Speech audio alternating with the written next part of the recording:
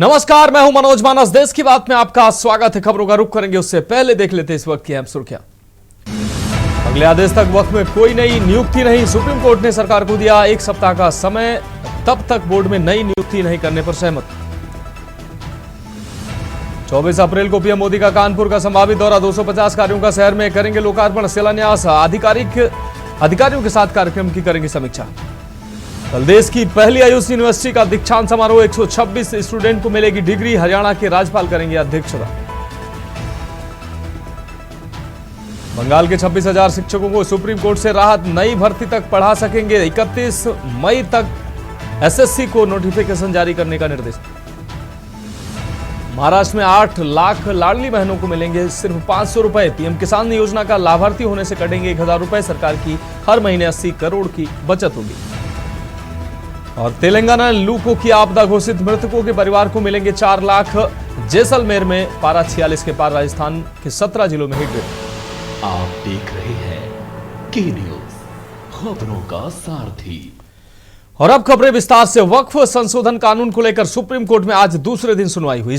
आपको बता दें, देश के मुख्य न्यायाधीश संजीव खन्ना, जस्टिस पीवी संजय कुमार और जस्टिस केवी विश्वनाथन की बेंच इस मामले पर सुनवाई करते हुए अदालत ने कहा कि कानून में कुछ सकारात्मक बातें हैं और इस पर पूरी तरह से रोक नहीं लगाई जा सकती।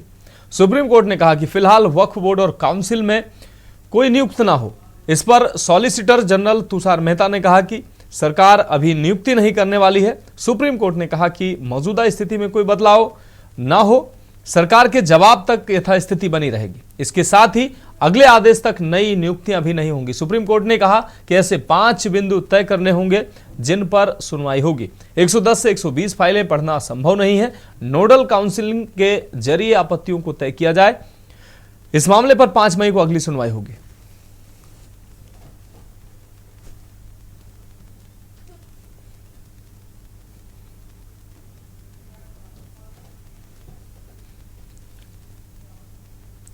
अब बढ़ेंगे अगली अहम खबर की ओर। खबर गुरुग्राम से है, जहां ईआरबी 236 पुलिस टीम ने सतर्कता और समझदारी का परिचय देते हुए आत्महत्या की कोशिश कर रही एक युवती की जान बचा ली।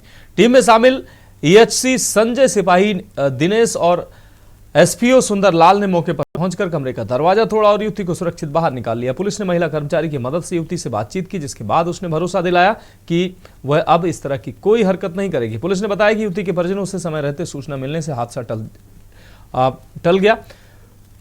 इस सराहनीय कार्य के लिए पुलिस आयुक्त विकास अरोड़ा ने ईआरबी टीम को प्रशंसा पत्र सहित 5-5 हजार का इनाम देने की घोषणा की।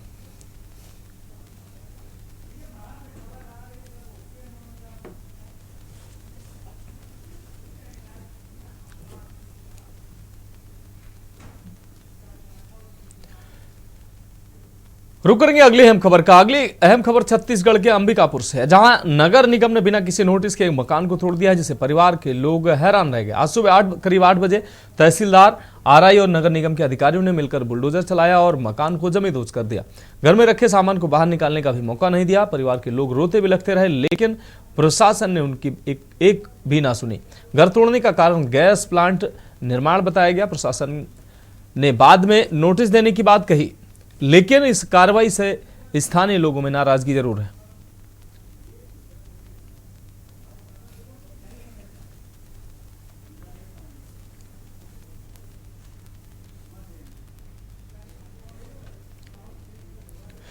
पश्चिम बंगाल के मुर्शिदाबाद में हुए हिंदुओं की हत्या और मचे बवाल को लेकर पूरे देश में आक्रोश का माहौल बन गया है। अंबिकापुर में भी सर्व हिंदू समाज और विभिन्न संगठन के लोगों ने हिंदुओं पर हो रहे अत्याचार और हत्याकांड को लेकर आक्रोश मशाल रैली निकाली और आरोप लगाया कि जिस प्रकार से बंगाल में हिंदुओं की हत्या हो रही है, केंद्र सरकार को तत्काल बंगाल में राष्ट्रपति शासन लागू कर देना चाहिए। साथ ही कहा कि हिंदुओं के साथ हो रहे अत्याचार बर्दाश्त नहीं किए जाएंगे।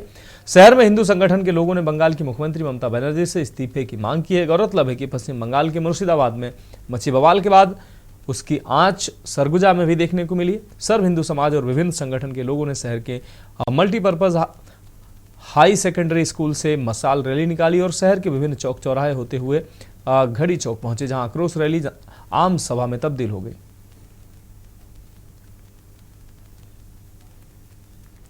ये तो कलकत्ता बांग्लादेश में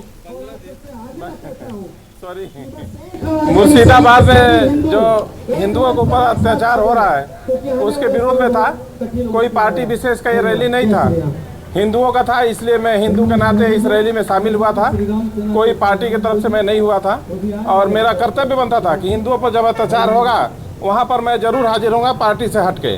इसी क्रम में मैं इस रैली में, आक्रोश रैली में शामिल हुआ था।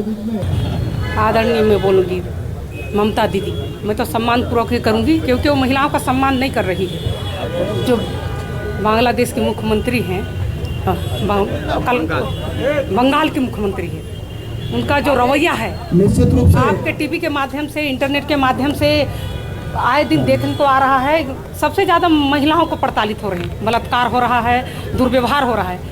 ऐसे ममता दीदी को मुख्यमंत्री रहने का अधिकार है क्या? मुझे तो महिला होने में घिन आ रहा है। ऐसे मुख्यमंत्री है, उनको तो तत्काल आप लोगों के माध्यम से आह्वान करूंगी कि इस्तीफा दे देना चाहिए। छत्तीसगढ़ के अंबिकापुर से एक हैरान कर देने वाली तस्वीरें सामने आई हैं। आपको बता दें, जहां नगर निगम की टीम ने बिना किसी नोटिस के एक परिवार का आशियाना तोड़ दिया। यह मकान कोर्ट के पीछे स्थित था, जहां सुबह करीब 8 बजे तहसीलदार, आरआई और नगर निगम की टीम बुलडोजर लेकर पहुंची और मकान को ढहा दिया। हैरानी की बात यह रही कि परिवार को न तो नोटिस दिया गया और न ही घर में रखा सामान निकालने का समय दिया गया। परिजन रोते बिलखते रहे, प्रशासन से गुहार लगाते रहे, लेकिन किसी ने उनकी एक भी न सुनी। परिवार का कहना है कि वो सालों से इस मकान में रह रहे थे और आज अचानक गैस प्लांट बनाने के नाम पर उनका घर उजाड़ दिया गया।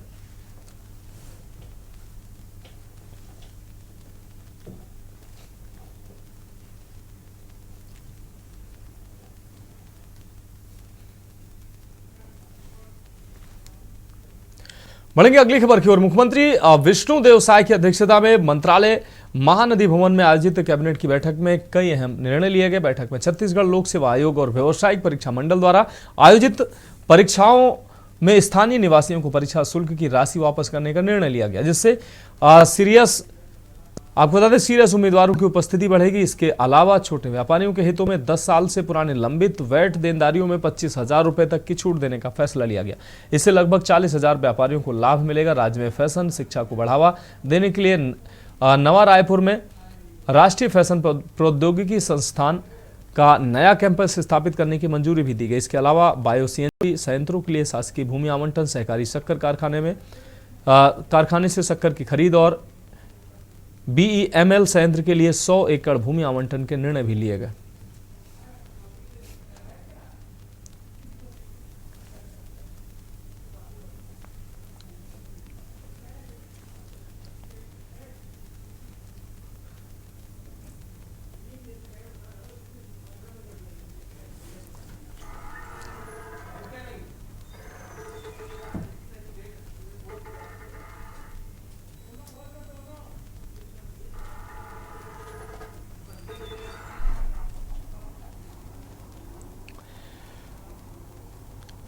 बढ़ेंगे अगली खबर की ओर। अंबिकापुर में 8 महीने पहले हुए अक्षत अग्रवाल हत्याकांड में अब बड़ा खुलासा सामने आया है। आपको बता दें, पुलिस की जांच में ब्रेन मैपिंग, पॉलीग्राफिक और नार्को टेस्ट की रिपोर्ट सामने आ चुकी है। इन सभी वैज्ञानिक जांचों में आरोपी संजीव मंडल ने वही बातें दोहराई जो उसने पुलिस को अपने बयान में दी थी। यानी संजीव ने अक्षत की हत्या करने की बात कबूल की है, लेकिन उसे बड़ा सवाल अब यह बना हुआ है कि आखिर अक्षत ने खुद ही अपनी हत्या के लिए संजीव को सुपारी क्यों दी थी।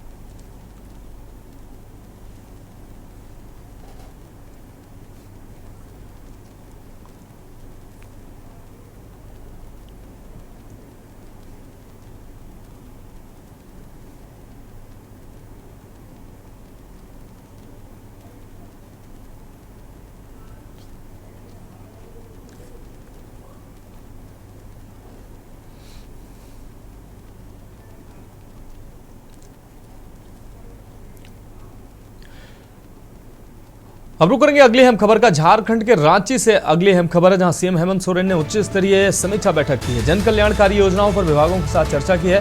बैठक में अपर मुख्य सचिव और सचिवों की उपस्थिति रही। सीएम ने योजनाओं के प्रभावी क्रियान्वयन पर जोर दिया है।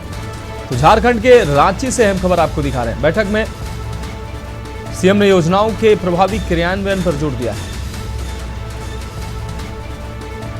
तो रांची से अहम खबर, सीएम हेमंत सोरेन ने उच्च स्तरीय समीक्षा बैठक की है। जन कल्याणकारी योजनाओं पर विभागों के साथ चर्चा की। बैठक में अपर मुख्य सचिवों और सचिवों की उपस्थिति रही। सीएम ने योजनाओं के प्रभावी क्रियान्वयन पर जोर दिया। सीएम हेमंत सोरेन ने उच्च स्तरीय समीक्षा बैठक की है।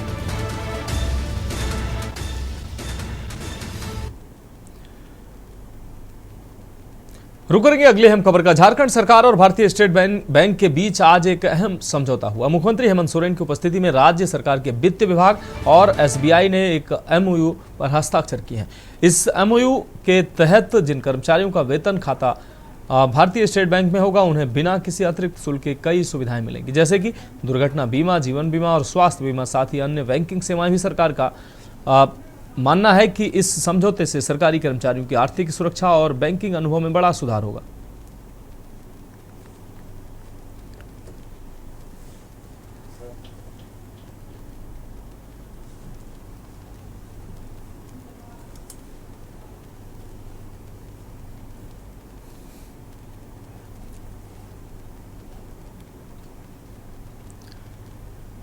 अगली अहम खबर बिहार से है, जहां इंडिया गठबंधन के सहयोगी दलों ने आज एक महत्वपूर्ण प्रेस वार्ता की है। आपको बता दें ये प्रेस वार्ता आयोजित की गई, जिसमें आगामी लोकसभा चुनाव के लिए अपनी रणनीतियों और साझा प्रयासों पर चर्चा की गई। गठबंधन ने यह स्पष्ट किया है कि लोकसभा चुनाव एकजुटता के साथ लड़ा जाएगा और सीट बंटवारे की प्रक्रिया जल्द शुरू की जाएगी। इसके साथ ही देश भर में सार्वजनिक रैलियों का आयोजन भी किया जाएगा, जो जनता से जुड़े मुद्दों पर केंद्रित रहेगी। संचार और प्रचार अभियान के तहत जुड़ेगा भारत जीतेगा इंडिया थीम पर मीडिया प्रचार और कैंपेनिंग विभिन्न भाषाओं में की जाएगी। गठबंधन में 28 दल शामिल हैं और एक 14 सदस्यीय समन्वय समिति का गठन भी किया गया है, जिसमें कांग्रेस के केसी वेणुगोपाल, एनसीपी के शरद पवार, आरजेडी के तेजस्वी यादव, शिवसेना के संजय राउत और अन्य प्रमुख नेता शामिल हैं।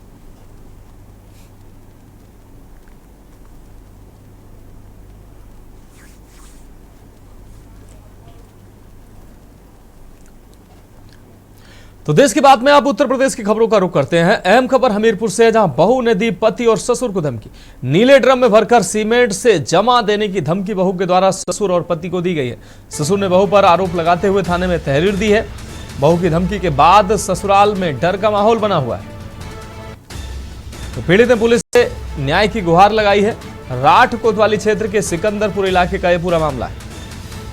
तो मेरठ में घटी घटना का अब उदाहरण लगातार देखने को मिल रहा है। अब हमीरपुर में एक बहू के द्वारा अपने ससुर और पति को धमकी दी गई है। नीले ड्रम में सीमेंट से जमा देने की धमकी बहू के द्वारा दी गई है। पीड़ित ने पुलिस से न्याय की गुहार लगाई है। राठ कोतवाली क्षेत्र के सिकंदरपुरा इलाके का यह पूरा मामला है। बहू ने पति और ससुर को धमकी दी है। नीले ड्रम में भरकर सीमेंट से जमा देने की धमकी बहू के द्वारा दी गई।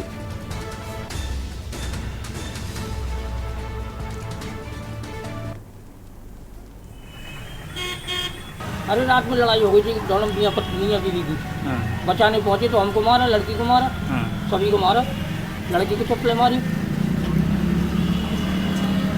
की देती है। क्या ड्रम में भर के मार के ड्रम में भर देंगे। अच्छा। हाँ, और रस्सी लगा के अंदर लगी थी फांसी लगाने के लिए।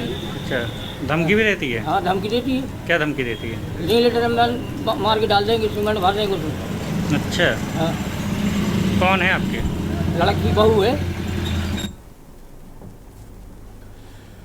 उत्तर प्रदेश की योगी सरकार ने, आपको बता दें, एमएसएमई को नई आर्थिक ताकत देने की दिशा में एक ऐतिहासिक कदम उठाया है। राज्य सरकार और नेशनल स्टॉक एक्सचेंज यानी कि एनएसई के बीच एक महत्वपूर्ण एमओयू साइन हुआ है। इस समझौते के तहत अब प्रदेश के एमएसएमई उद्योग एनएसई के इमर्ज प्लेटफॉर्म के जरिए अपना आईपीओ ला सकेंगे और पूंजी जुटा सकेंगे। प्रदेश में तकरीबन 96 लाख एमएसएमई कार्यरत हैं और अब उन्हें देश के बड़े निवेशकों से जुड़ने का अवसर मिलेगा। एमएसएमई नीति 2022 के तहत इन इकाइयों को स्टॉक मार्केट में लिस्टिंग के लिए 5 लाख रुपए तक की सहायता भी दी जाएगी। इस साझेदारी के तहत सेमिनार, रोड शो और कार्यशालाएं आयोजित कर उद्यमियों को मार्केट में लिस्टिंग की प्रक्रिया और फंडिंग विकल्पों के बारे में जागरूक किया जाएगा।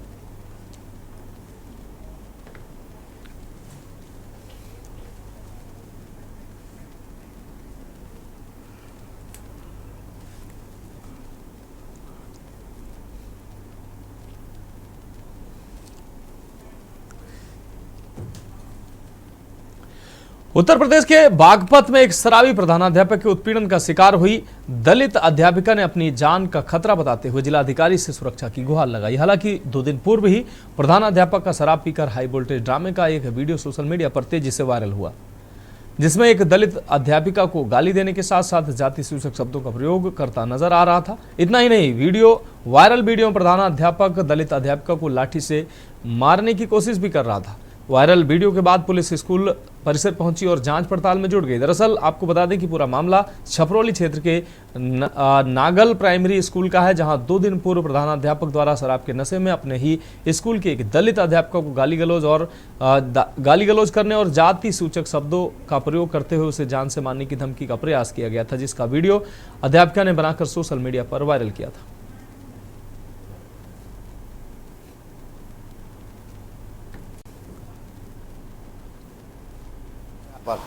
अनदेखा कर देता है। यहाँ पर इतना अतिक्रमण में है कि गाड़ियाँ निकालना तो दूर की बात, मोटरसाइकिल स्कूटी निकालना भी दुर्लभ है। लोगों ने रोड पूरी घेर के रखी है, जिससे हम सभी गाड़ियों को बहुत ज़्यादा परेशानी हो रही है। मेरे ख्याल से जहाँ तक है, जो हमारी छगाता रेंज में आता है और हम हैं गौला रेंज से, पराई पूर्वी से, ये छगाता रेंज का है।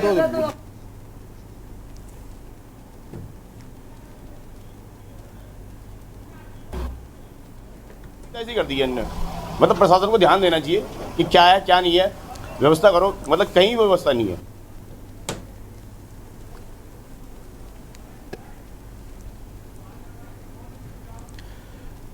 बढ़ेंगे अगली खबर की ओर। उप मुख्यमंत्री ब्रजेश पाठक ने बहुजन समाज पार्टी प्रमुख मायावती द्वारा समाजवादी पार्टी पर दलितों के वोट के लिए हिंसा और तनाव फैलाने का आरोप लगाए जाने पर तीखा जवाब दिया। पाठक ने कहा कि समाजवादी पार्टी के शासनकाल में दलितों पर अत्याचार और अनाचार हुआ है और वे लोग दलित महापुरुषों की मूर्तियों को भी नुकसान पहुंचाने से नहीं चूके हैं।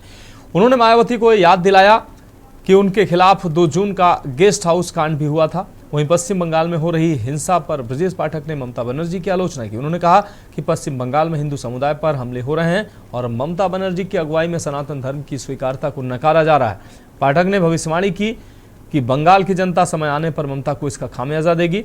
अखिलेश यादव द्वारा ईडी को समाप्त करने के बयान पर भी ब्रजेश पाठक ने प्रतिक्रिया दी। उन्होंने कहा कि अखिलेश यादव हमेशा असंवैधानिक संस्थाओं पर सवाल आपको बता दें अखिलेश यादव हमेशा संवैधानिक संस्थाओं पर सवाल उठाते हैं और भविष्य में उन्हें इसके परिणाम भुगतने होंगे। डिप्टी सीएम ब्रजेश पाठक के द्वारा ये वक्तव्य कहे गए।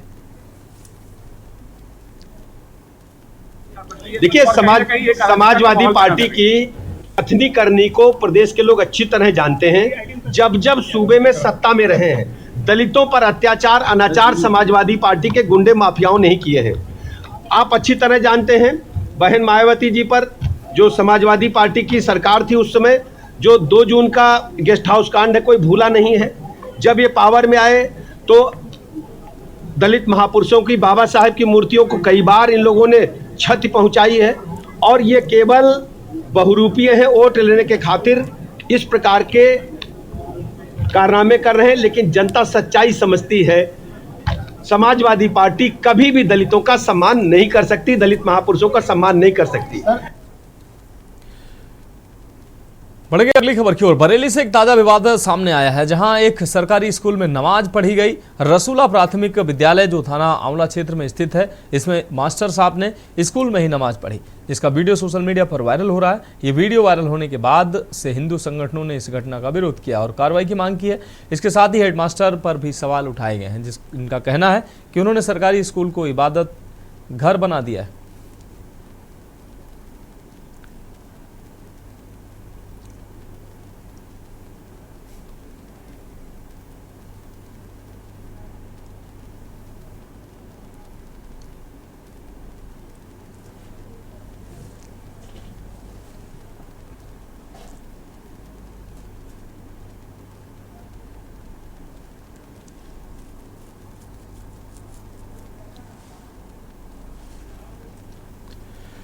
अगली अहम खबर कानपुर से है, जहां कानपुर पुलिस को बड़ी सफलता हाथ लगी है। जब विनोद मिश्रा नामक व्यक्ति ने साइबर थाने में अपनी ठगी की शिकायत दर्ज कराई, उनका आरोप है कि उन्हें एक अनजान नंबर से कॉल आई, जिसमें CUGL गैस कनेक्शन का कारण बताया गया और इसके बाद उन्होंने 14,59,000 रुपए की ठगी कर ली। ठगी के दौरान आरोपियों ने APK फाइल भेजी। जैसे ही यह फाइल लोड हुई, विभिन्न खातों से पैसे निकाल लिए गए। घटना की जानकारी मिलते ही पुलिस ने जाल बिछाकर अमरजीत की और रितेश नामक आरोपियों की झारखंड से गिरफ्तारी की।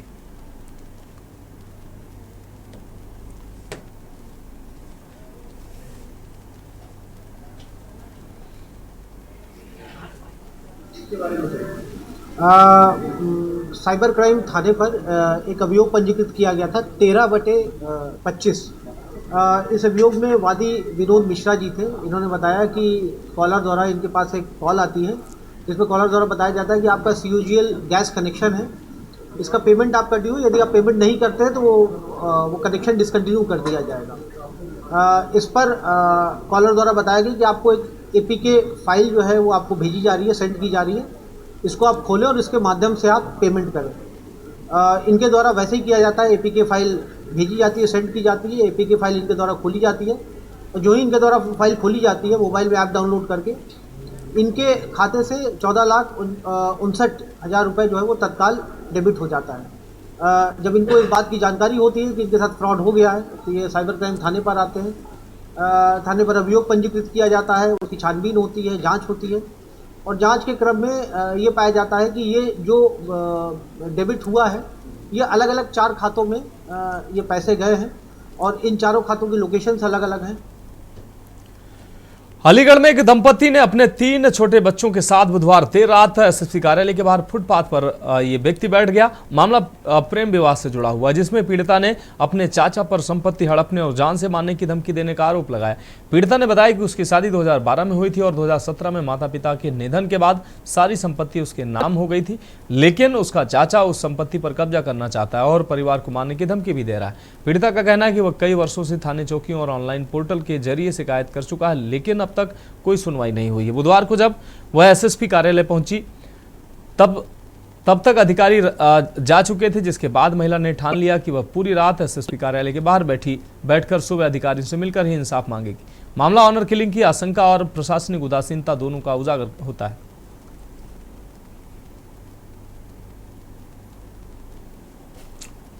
2012 से चल रहा है। मैंने अदर कास्ट लव मैरिज करी है। चाचा मेरा खिलाफ है इस शादी से लेकर, इसलिए वो सन 2012 से मेरे पति के पीछे लगा हुआ है। लक्ष्मी नारायण नाम है, उसका बेटा अर्जुन वर्मा, दूसरा बेटा रोहित वर्मा और कृष्ण कुमार सिंह वर्मा, ये 3 लोग हैं। मारपीट हुई है, अब से 3 बार पहले भी मारपीट हो चुकी है, अब ये 4थी बार का वाकया है। मैं अपने घर पे जो है अपने कागज, अपने पति की बीमारी के कागज और एप्लीकेशन वगैरह लेने गई, इतनी देर में चाचा के बच्चे ने और लोगों ने, उनकी घरवाली वगैरह ने, सबने मार पिटाई शुरू कर दी मेरे पति के साथ।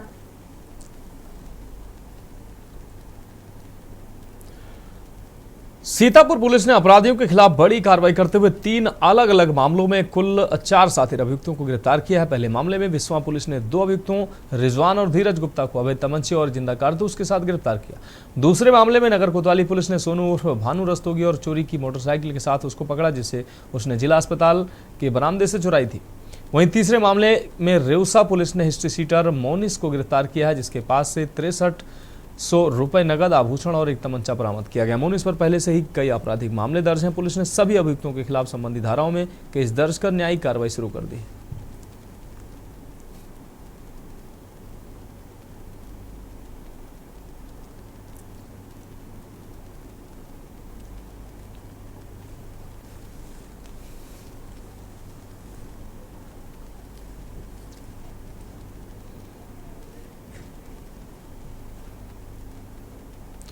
तो देश के बाद में वक्त एक ब्रेक का है, जल्द हाजिर होंगे। आप देख रहे हैं की न्यूज, खबरों का सारथी। ब्रेक के बाद देश की बात में एक बार फिर से आपका स्वागत। रुक करेंगे अगली अहम खबर का। सोनिया गांधी और राहुल गांधी पर प्रवर्तन निदेशालय यानी कि ईडी की कार्रवाई को लेकर सियासी घमासान तेज हो गया। इस बीच उत्तर प्रदेश सरकार में मंत्री दिनेश प्रताप सिंह ने बड़ा बयान देते हुए कांग्रेस पर तीखा हमला बोला है।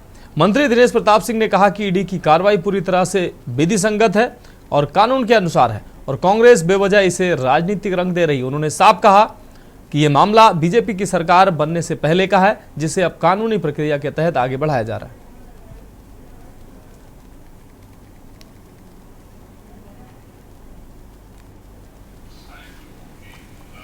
देखिए, ईडी कार्यवाही बहुत सारे लोगों के खिलाफ कर रही है, अथवा न्याय संगत कर रही है, अथवा अपने दायित्वों के निर्वहन में कर रही है। अब अगर सहारा के खिलाफ एमबी वैली को भी ईडी ने जब्त किया है और बड़ी कार्रवाई की है। लेकिन सहारा के जो खिलाफ कार्रवाई हुई है, अवैधानिक कारणों से कार्रवाई हुई है, तो वो लोग तो विषय नहीं ला रहे हैं, ना सड़क पे ला रहे हैं। लेकिन अब कांग्रेस के खिलाफ वैसी ही कार्यवाही जो विधि संगत है कार्रवाई अगर संस्थाएं कर रही हैं तो उसको राजनीति से प्रेरित कहा जाता है। अगली अहम खबर का रुख करेंगे खबर झांसी से, जहां प्रयागराज रेल मार्ग पर झांसी मंडल के मगरपुर रेलवे स्टेशन के पास उस समय अफरा तफरी का माहौल बन गया जब बोलेरो गाड़ी रेल पटरी पार करते समय फंस गई। घटना आपको बता दें किलोमीटर 1163/2 के पास हुई। इसी दौरान ग्वालियर से प्रयागराज बुंदेलखंड एक्सप्रेस आ रही थी। ट्रेन चालक ने इमरजेंसी ब्रेक लगाने की कोशिश की, लेकिन तब तक देर हो चुकी थी। बोलेरो ट्रेन की चपेट में आ गई और बुरी तरह से क्षतिग्रस्त हो गई। गनीमत रही बोलेरो चालक समय रहते गाड़ी से कूदकर जान बचाने में कामयाब रहा। हादसे के बाद आरपीएफ, जीआरपी और स्टेशन स्टाफ मौके पर पहुंचे और गाड़ी और कड़ी मशक्कत के बाद बोलेरो को पटरी से हटवाया। इस घटना के चलते बुंदेलखंड एक्सप्रेस करीब 1 घंटे तक प्रभावित रही। जानकारी के मुताबिक घटनास्थल के पास अंडरपास का निर्माण कार्य चल रहा है।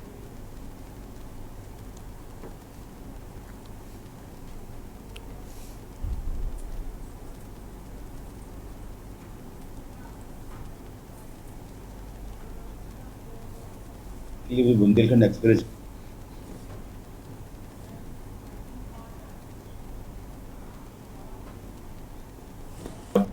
रेल जाते हैं उसके खिलाफ विधिक कार्रवाई की जा रही है। वहाँ पर ऐसा कोई भी न तो गेट था और फिर भी वो ट्रैक के पास में आ गया, तो उसने टोटली ट्रेस पासिंग की है। तो ट्रेस पासिंग ने उसके खिलाफ जो उचित कार्रवाई है, कानूनी कार्रवाई।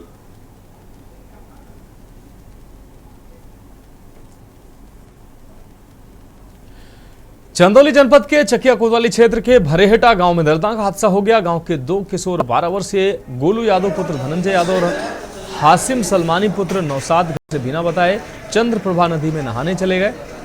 नहाते वक्त दोनों गहरे पानी में चले गए और डूबने लगे। चीख पुकार सुनकर ग्रामीण मदद के लिए दौड़े और कड़ी मशक्कत के बाद दोनों को नदी से बाहर निकाला। संयुक्त चिकित्सालय चकिया पहुंचाया, जहां डॉक्टरों ने उन्हें मृत घोषित कर दिया। मौत की खबर सुनते ही परिवार में कोहराम मच गया। परिजन रोते बिलखते अस्पताल पहुंचे। घटना की सूचना मिलते ही चकिया पुलिस मौके पर पहुंची और शव को पोस्टमार्टम के लिए भेज दिया।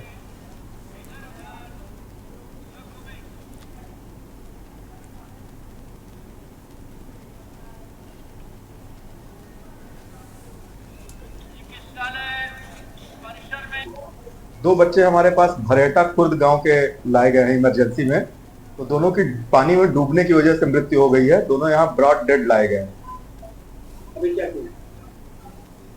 अभी हम उनको पुलिस इंक्वेस्ट के लिए भेज रहे हैं। यहाँ से ब्रॉड डेड डिक्लेयर कर दिया गया है।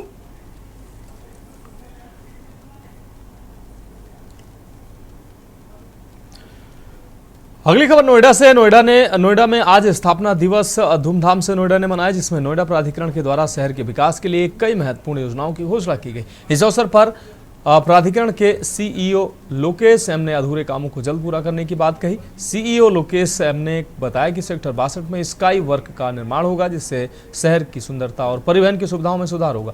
इसके अलावा 500 ई बसें शहर में चलाई जाएंगी और ट्रांसपोर्ट सिस्टम को लेकर प्राधिकरण गंभीर है। इस मौके पर उन्होंने चिल्ला बॉर्डर से बनने वाले एलिवेटेड रोड के बारे में भी जानकारी दी और कहा कि यह रोड पुस्ता एलिवेटेड रोड से जोड़ा जाएगा, जिससे ट्रैफिक में भारी कमी आएगी।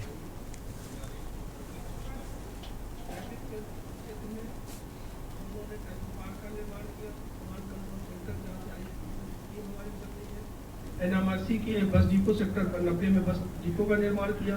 सेक्टर नोएडा 49 ईयर्स कंप्लीट करके 50th ईयर में एंट्री किया, तो पूरा साल एक नोएडा 50 कॉन्सेप्ट लेकर हम सेलिब्रेट करने जा रहे। पिछले 50 ईयर्स में जो भी अचीवमेंट हुआ है, जो भी सक्सेस स्टोरी है, जो भी हमारा स्ट्रगल रहा है, उसका सारा पब्लिक के सामने हम लोग एक हमारा रोड मैप में किस तरह हम लोगों ने सक्सेस अचीव किया, सफलता पाया, वो पब्लिक के सामने लेकर जाना चाह रहे। और पूरा हर महीने एक कुछ ना कुछ इवेंट करके पब्लिक के साथ मिलके, पब्लिक का भी पार्टिसिपेशन बहुत इंपॉर्टेंट है, तो इस कॉन्सेप्ट से हम लोग पूरा साल मनाने जा रहे हैं।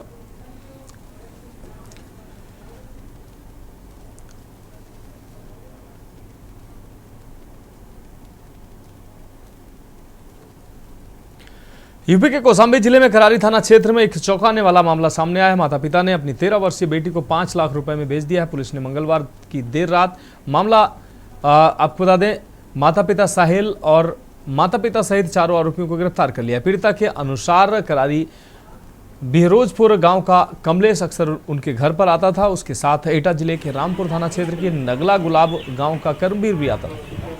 13 मार्च की शाम को मां ने खाने में कुछ मिलाकर खिलाया, जिससे वह बेटी बेहोश हो गई। अगली सुबह होश आने पर उसने खुद को एटा में कर्मवीर के घर पर पाया।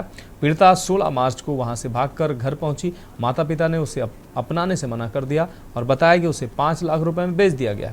मजबूरन किशोरी ने ओसा स्थित अपनी बुआ के घर में शरण ली। 14 अप्रैल को पीड़िता ने बुआ के साथ करारी कोतवाली में शिकायत दर्ज कराई। उसने दुष्कर्म और बिक्री का आरोप लगाया। पुलिस ने माता पिता कमलेश और कर्मवीर के खिलाफ केस दर्ज किया है।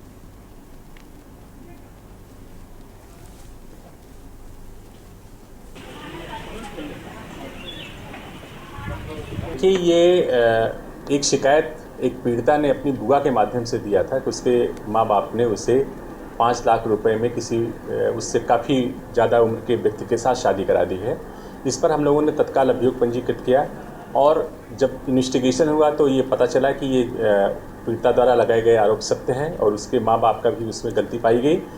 तो जो बिचौलिया जिसने शादी कराई थी उसके माता पिता को और जो जिस व्यक्ति से शादी हुई थी उनको सबको अरेस्ट करके आज जेल भेजा जा रहा है।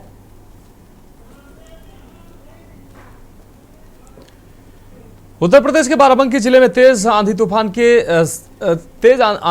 ने 4 लोगों की जान ले ली। आपको बता दें, पहला हादसा जैदपुर थाना क्षेत्र के नवाबपुर कोडरी गांव में हुआ, जहां खेतों में काम कर रहे लोग तेज हवा से बचने के लिए एक स्कूल के टीन शेड के नीचे जा बैठे।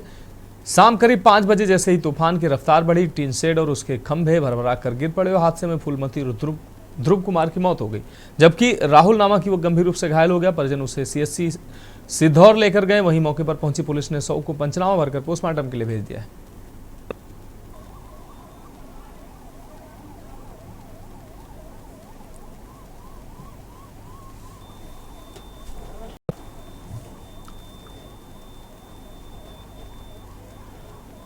रुक करेंगे अगली अहम खबर का। प्रधानमंत्री नरेंद्र मोदी का कानपुर का दौरा 24 अप्रैल को प्रस्तावित है, जिसको लेकर तैयारियों को अंतिम रूप दिया जा रहा है। वहीं अधिकारी तैयारी की समीक्षा भी करने में जुट गए हैं। तैयारी की समीक्षा करने के लिए उत्तर प्रदेश के मुख्य सचिव और डीजीपी कानपुर पहुंचे। चंद्रशेखर आजाद कृषि विश्वविद्यालय में पीएम मोदी के लिए हेलीपैड बनाए जा रहे हैं। वहीं उनका मुख्य कार्यक्रम विश्वविद्यालय परिसर में ही प्रस्तावित है। प्रधानमंत्री अंडरग्राउंड मेट्रो का उद्घाटन करेंगे। संभावना जताई जा रही है कि वह नयागंज मेट्रो स्टेशन से गीता नगर स्टेशन तक मेट्रो ट्रेन में सफर भी करेंगे। वहीं पनकी और घाटमपुर में बने पावर हाउस का भी लोकार्पण करेंगे। साथ ही साथ 2050 से अधिक की योजनाओं का शिलान्यास व लोकार्पण भी करेंगे।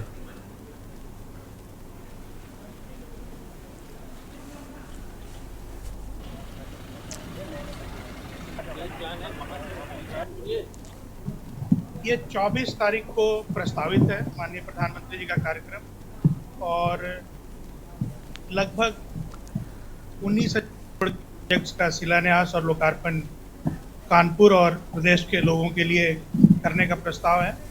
और प्रोग्राम बाय एंड लार्ज इसी कैंपस के अंदर है। तो हम लोगों ने जो यहाँ के कमिश्नर साहब हैं, डीएम साहब हैं और जो कमिश्नर पुलिस हैं, उनके ऑफिसर्स जो हैं, उनसे बात की और सभा स्थल देखा। एक पब्लिक मीटिंग भी है यहाँ पर, जो कि इसी कैंपस में जो मैदान है वहीं पर ये होगा। Thank you. एजेंसी और यूपी पुलिस के द्वारा मिलकर अभेद सुरक्षा व्यवस्था यहाँ सुनिश्चित कराई गई। ये कॉम्पैक्ट एरिया है, पहले भी यहाँ वीवीआईपी कार्यक्रम हो चुका है।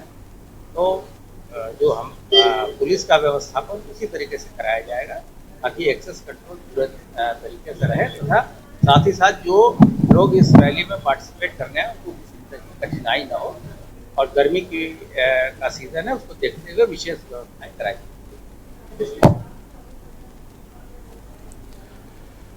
24 अप्रैल को कानपुर में पीएम मोदी का प्रस्तावित दौरा है। मोदी के आगमन को लेकर कानपुर के प्रभारी मंत्री योगेंद्र उपाध्याय ने अधिकारियों और जनप्रतिनिधियों संघ सर्किट हाउस में बैठक की। बैठक में बीजेपी उत्तर व दक्षिण और ग्रामीण जिला अध्यक्षों ने पीएम की जनसभा को लेकर संभावित भीड़ और उसके मैनेजमेंट पर 500 बसों की मांग की है। प्रभारी मंत्री ने कहा कि पीएम मोदी के कार्यक्रम की रूपरेखा और व्यवस्थाओं की मॉनिटरिंग के लिए सभी को दिशा निर्देश दिए गए हैं। पीएम की जनसभा में कई लाभार्थियों को भी पीएम मोदी के हाथों लाभान्वित कराया जाएगा। समीक्षा बैठक के दौरान क्षेत्रीय अध्यक्ष प्रकाश पाल ने कहा कि सभी कार्यकर्ता संगठन कोऑर्डिनेशन कर उचित व्यवस्था में लगे हुए हैं। प्रभारी मंत्री ने विपक्ष पर हमला करते हुए कहा कि उन्होंने कहा कि हम लोग पुरोधा विश्व के सबसे शक्तिशाली विख्यात योद्धा के खिलाफ जो शब्द छोड़े गए हैं विपक्षियों के द्वारा, उसके माध्यम से वो चर्चा में आ गए हैं। महाकुंभ ने सबको दिखा दिया है कि सनातन में सब हिंदू एक हैं। पीएम मोदी की जनसभा के दौरान कानपुर में भी बड़ा इतिहास लिखा जाएगा। सभी जनप्रतिनिधि एवं कार्यकर्ता तैयारी में जुटे हैं।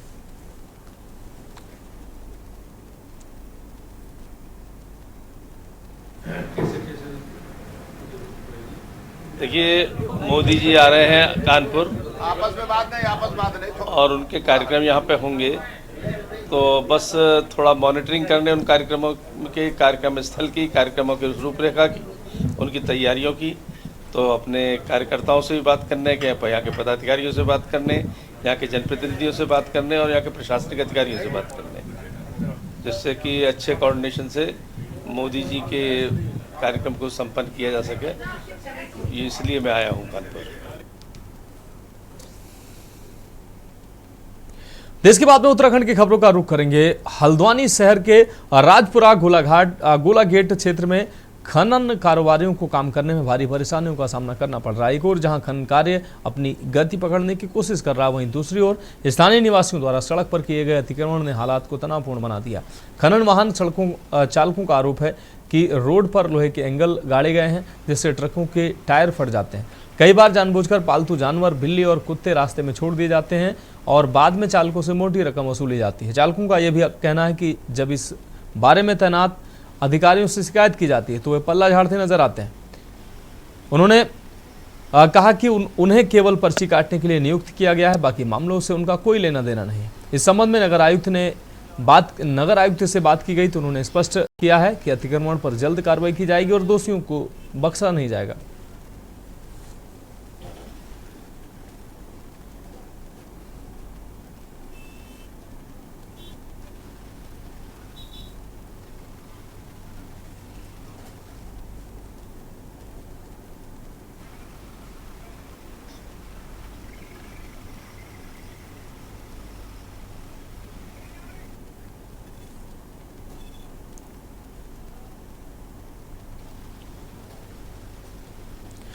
कालसी वन प्रभाग अंतर्गत चौहाड़पुर रेंज में संदिग्ध परिस्थितियों में मादा गुलदार का शव मिलने से विभाग में हड़कंप मच गया। बताया जा रहा है कि गुलदार ने कुछ समय पूर्व एक चरवाहे पर हमला किया था, जिसमें चरवाहा घायल हुआ था। वहीं ग्रामीणों की सूचना पर मौके पर डीएफओ कालसी केएन भारती की अगुवाई में मौके पर पहुंची वन विभाग की टीम ने बरामद शव को कब्जे में लेकर घटनास्थल पर बारीकी से निरीक्षण किया। साथ ही मौके पर ही चिकित्सकों की मदद से पोस्टमार्टम कर गुलदार के शव को डिस्पोज कर दिया गया। घटना को लेकर डीएफओ कालसी के केएन भारती का कहना है कि मृत गुलदार की उम्र तकरीबन 2.5 वर्ष की जा रही है।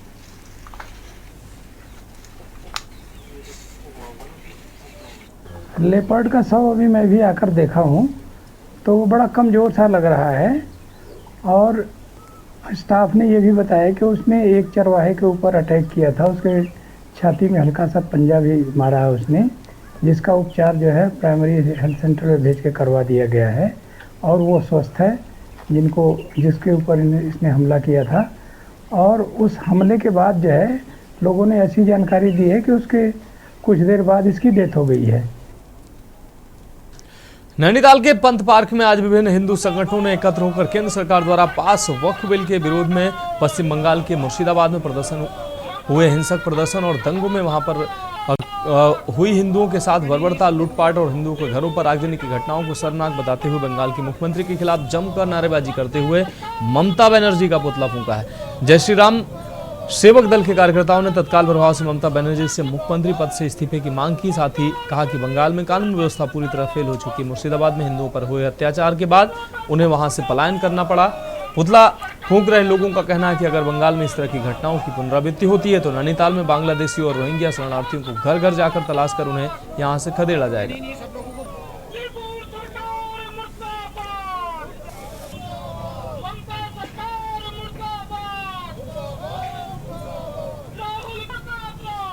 जो मामला आपके संज्ञान में भी आया होगा, वक्फ बोर्ड के विरोध में जो वक्फ कानून एक्ट एक लागू हुआ है, उसके विरोध में हमारे बंगाल के मुर्शिदाबाद क्षेत्र में हमारे ढेर सारे हिंदुओं पर अत्याचार हुआ है, हिंदुओं को मारा गया है, हिंदुओं के साथ बलात्कार हुआ है और कई हिंदुओं के गांव विहीन हो गए हैं। और ममता सरकार की पुलिस और वहां का एडमिनिस्ट्रेशन कि इस मामले में कुछ भी बोलने को तैयार नहीं है। देहरादून नगर निगम में आज डेंगू व अन्य संक्रमित रोगों के बचाव के लिए आपको बता दें फॉगिंग के 4 बड़े वाहन और लार्विंग स्लाइडल के छिड़काव हेतु 5 टैंकरों को महापौर सौरभ थपलियाल द्वारा नगर निगम परिसर से हरी झंडी दिखाकर रवाना किया गया। 100 छोटी फॉगिंग मशीनें प्रत्येक वार्ड में दवा छिड़काव हेतु प्रत्येक 100 वार्डों में पहुंचाने का कार्य किया गया। उन्होंने बताया कि अगर जरूरत पड़ी तो इनकी संख्या बढ़ाई भी जा सकती है।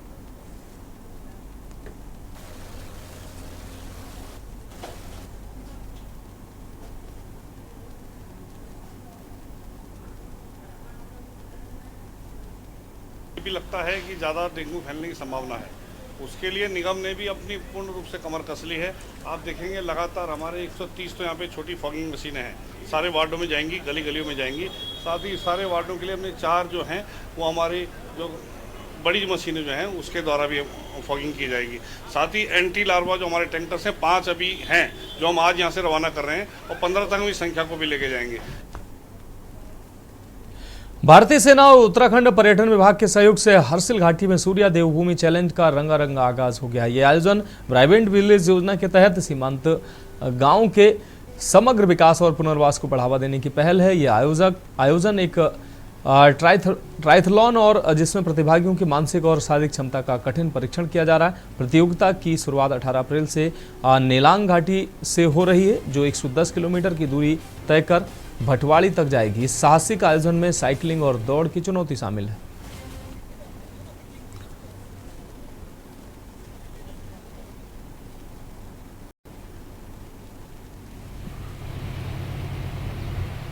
कि जब तक लोगों को पता नहीं चलेगा कि कितनी अच्छी वादियां हैं, कितने ऊंचे पहाड़ हैं और उत्तराखंड की जो ये अपनी बर्फीली पहाड़ियां हैं इनकी क्या क्षमता है, तब तक लोग यहाँ वापस कैसे आएंगे।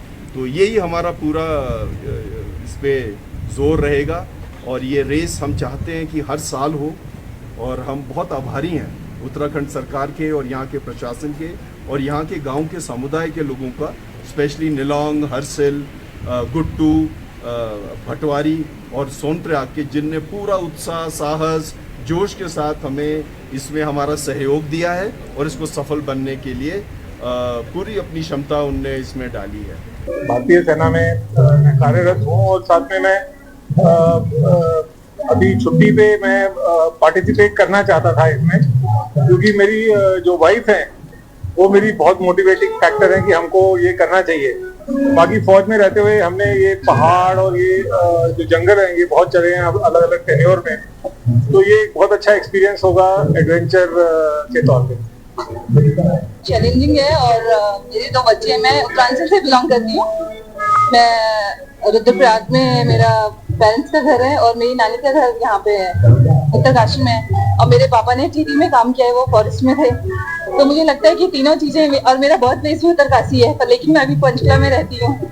तो मैंने सोचा कि मैं 46 ईयर की हूँ और यहाँ पे इस चैलेंज में पार्टिसिपेट ले आई हूँ। तो मेरे बच्चे भी हैं, एक इंडियन आर्मी में और एक दूसरा बेटा इंजीनियरिंग कर रहा है, तो उनको भी इंकरेज करने के लिए और सारे लोगों को इंकरेज करने के लिए, और जिस ट्रेल में हम जा रहे हैं तो वो पता चला है कि पहले यात्री लोग सारे उसी ट्रेल में आते थे। रुद्रपुर के व्यापार मंडल के लोगों ने प्रशासन के खिलाफ आज प्रदर्शन किया। व्यापार मंडल अध्यक्ष का कहना है कि दिन में भी ओवरलोड डंपर चल रहे हैं और डेली कोई ना कोई दुर्घटना कर रहे हैं, इस पर पुलिस की कोई कार्रवाई नहीं हो रही है। व्यापार मंडल के पदाधिकारी का कहना है कि बिना नंबर प्लेट के वाहन, ओवरलोड वाहन दिन में भी दौड़ते नजर आते हैं, लेकिन इस पर प्रशासन की कोई नजर नहीं है। इन लोगों का कहना है कि प्रशासन के लोग अपने एक ऑफिस से निकलकर फील्ड में निकलकर देखें कि किस तरीके से अवैध डंपर दौड़ते नजर आ रहे हैं।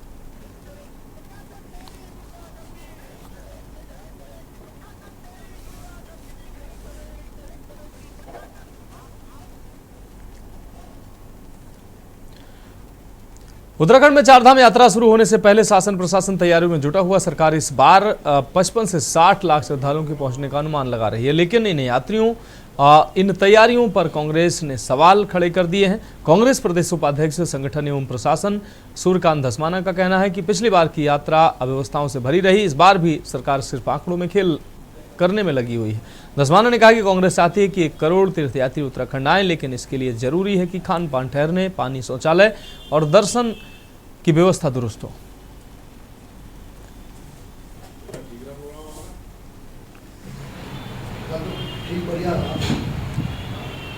ये सरकार के दावे बहुत बड़े बड़े होते हैं, लेकिन पूरी चारधाम यात्रा जो है वो हमारी लाइफलाइन है। उत्तराखंड की चारधाम यात्रा के लिए हम कभी भी कोई नकारात्मक टिप्पणी ऐसी नहीं करते जिससे कोई आने वाले यात्री हतोत्साहित हो, लेकिन हम ये जरूर चाहते हैं कि जो यात्री आवे, देश भर से यात्री आते हैं, दुनिया से यात्री आते हैं, ये हमारे उत्तराखंड के जो 4 धाम हैं, और 4 धाम ही क्यों हैं, हेमकुंड साहिब भी है, पिराने कलियर भी है, हमारे नानक मत्ता भी हैं। हमारे उत्तराखंड के जितने तीर्थ स्थल हैं, जितने धाम हैं, वो यहाँ की लाइफलाइन है, यहाँ की पहचान है। तो फिलहाल देश की बात में अभी के लिए मेरे साथ इतना ही। मुझे दीजिए इजाजत और आप देखते रहिए के न्यूज इंडिया। आप देख रहे हैं के न्यूज, खबरों का सारथी।